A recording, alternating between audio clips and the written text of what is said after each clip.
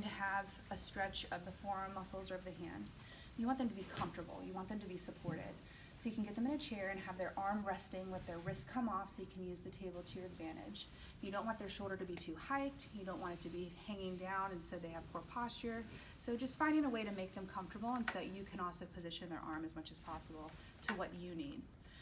We're going to start off with the extensor carpi radialis longus, and so when you're thinking about that muscle, as we were saying, it's going to come off of that supracondylar ridge. It's going to come down and it's going to attach on that dorsal medial aspect of the second metacarpal, okay? And so extensor carpi radialis longus. Thinking about its name, what do we need to do? We're going to tuck and flex that finger. You're right. We're going to go and flex that wrist using the advantage of the table. That was thunder. We are going to deviate, and then we're going to extend the elbow.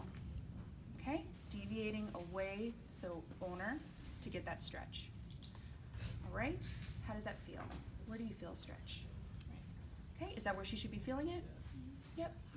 So again, I just tucked her index finger, little flex.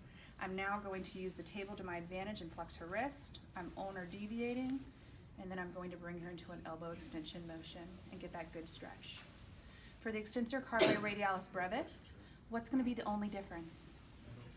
We've got a little bit on the second and third metacarpal, and so it's still coming off, it's going to be more on the lateral aspect, coming down, and then tucking both fingers, flexing at the wrist, and then bringing her into an ulnar deviation, extending the elbow.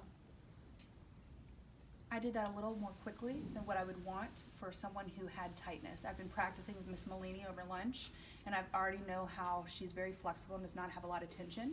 Some of us have been riding a lot. We do a lot of gripping, and so be very slow and cautious. You might be tighter than you think. When I did it on myself, I felt the stretch. So be gentle, okay? Start with that gentle tuck. You might want to use your pinky finger. You can use one finger, however it's easier for you to be able to do it. I like to, think about my pinky so I can tuck, and then I can flex and grasp her hand to bring her into that deviation.